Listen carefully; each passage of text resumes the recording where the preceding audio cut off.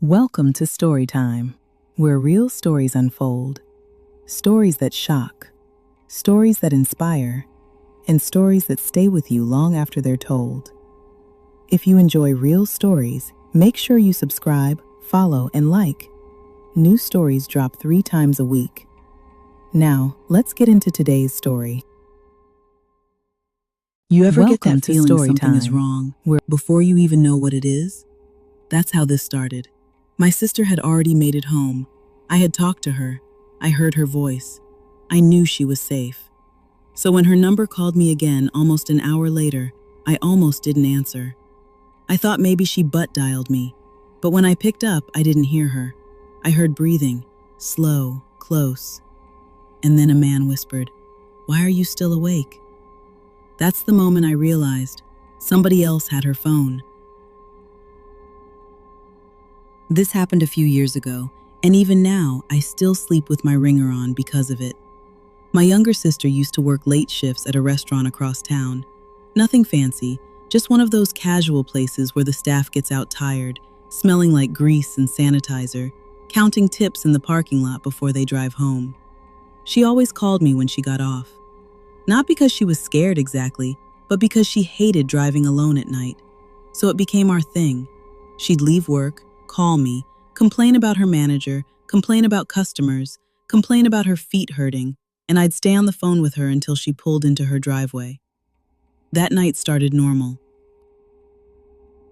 I remember because I was half paying attention, laying in bed scrolling my phone, and she was talking fast like always.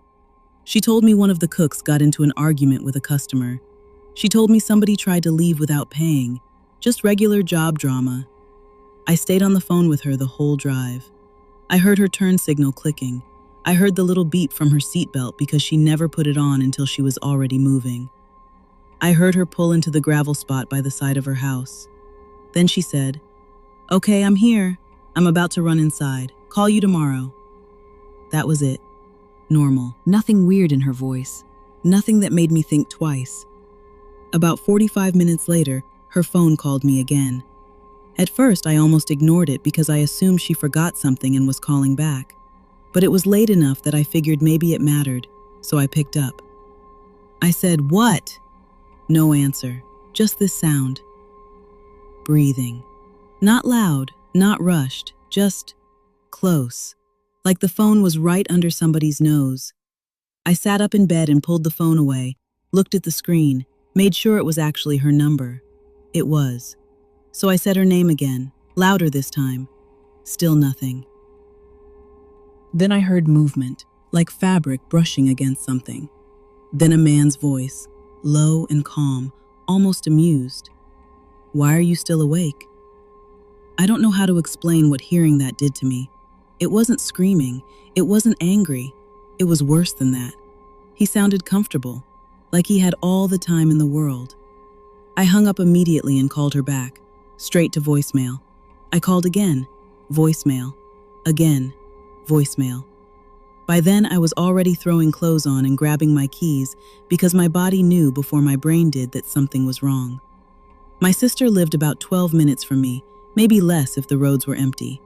I called her the entire drive, over and over. Nothing. I called our mom, no answer. Then I called police while I was driving and told them I thought something had happened at my sister's house. When I got there, every light in the front of the house was off. That's the first thing that hit me, because she was scared of the dark. Even if she got home late, she always turned the kitchen light on first, then the hallway lamp. Always. That house was never just dark. Her car was there, driver's side door shut. Everything looked normal from the street. Too normal. I remember getting out and hearing crickets, and that was it. No TV, no footsteps, no barking from the neighbor's dog, just stillness. I ran up to the house and started banging on the door. No answer. I called her again while I stood there, and this time I heard something inside. A vibration. Faint. Like her phone was somewhere in the house. I started yelling her name. Nothing. Police got there maybe 3 minutes after I did, but it felt longer. 2 officers came up, asked questions while one of them kept trying the doorbell and knocking. The front door was unlocked. That made my stomach drop. My sister locked everything, day and night. Even if she was just bringing groceries in, she locked the door behind herself. The officers went in first and told me to stay outside. I didn't listen. Not really. I stayed near the doorway, close enough to see into the living room. The kitchen light was on after all, but only the one over the stove, not the lamp, not the hallway. Just that one dim yellow light that made the whole house look wrong.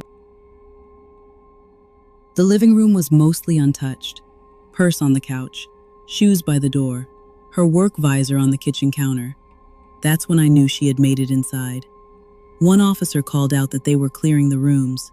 Then I heard one of them say, "Phone's here." They found it on the kitchen floor near the hallway, screen cracked, still lighting up from my calls. But my sister wasn't anywhere downstairs. The second officer went toward the back of the house, and a few seconds later his voice changed. Not loud, just sharp. "Got blood." Everything in me went cold.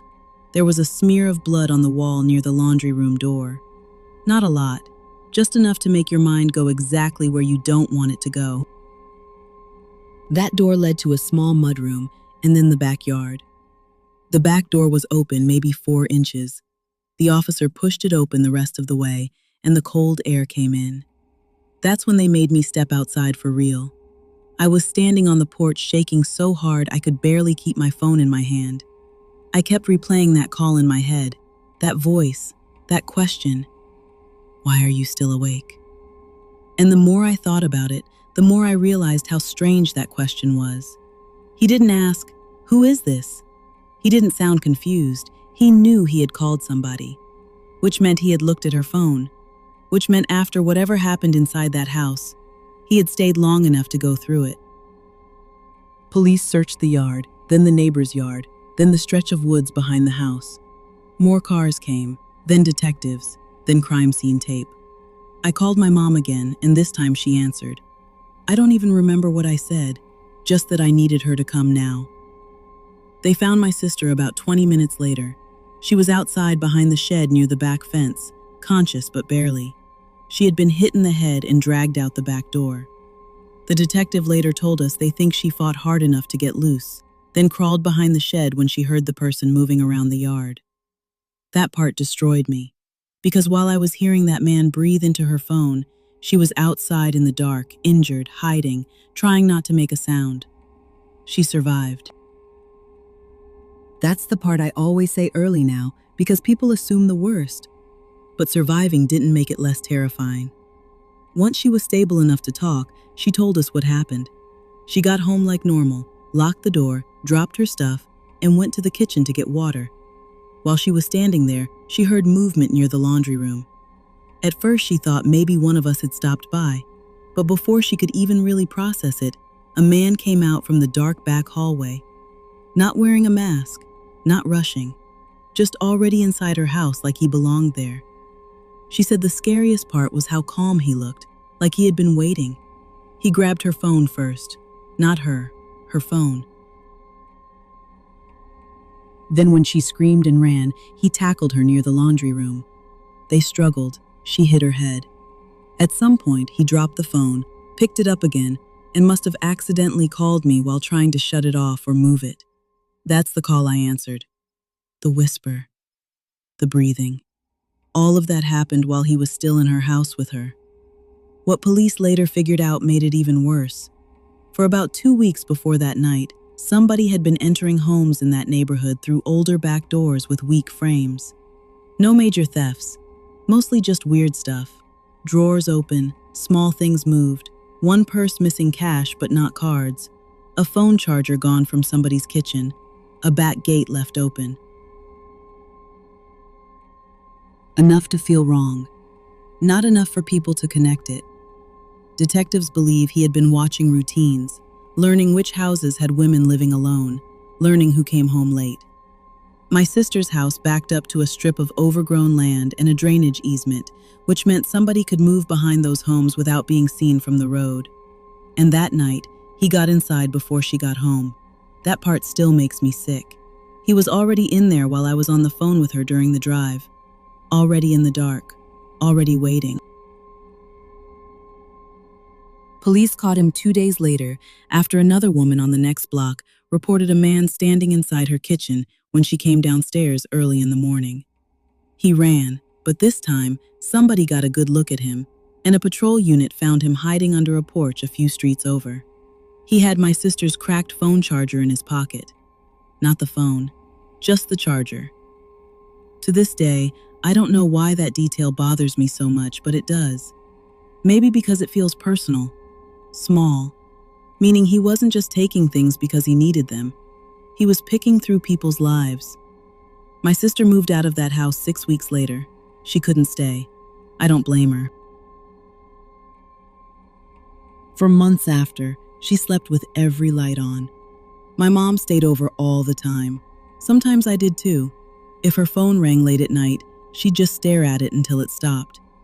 But the thing that stuck with me the most wasn't even seeing the police tape or hearing what happened. It was one tiny detail she told me months later.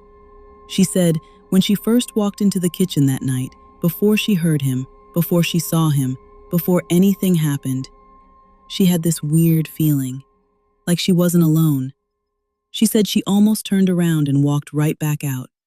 And if she had listened to that feeling, maybe none of it would have happened. Now I think about that every time people say not to be paranoid, because sometimes your body notices danger before your mind has words for it. And sometimes the reason you suddenly feel watched is because you are. So now, if somebody I love tells me they're home safe, I wait for one more text. Not just, "I'm here," not just a call, a text after the door is locked, after the lights are on, after a minute has passed. Because my sister did make it home that night. That was the problem. She just wasn't alone when she got there. And that's the end of the video. If this video kept you locked in, make sure you like, subscribe, and drop a comment below. Your support helps bring more real stories to the channel. Don't forget to turn on notifications so you're the first to know when a new story drops. We post real stories 3 times a week. Until the next one, stay locked in, real stories only. This is Storytime.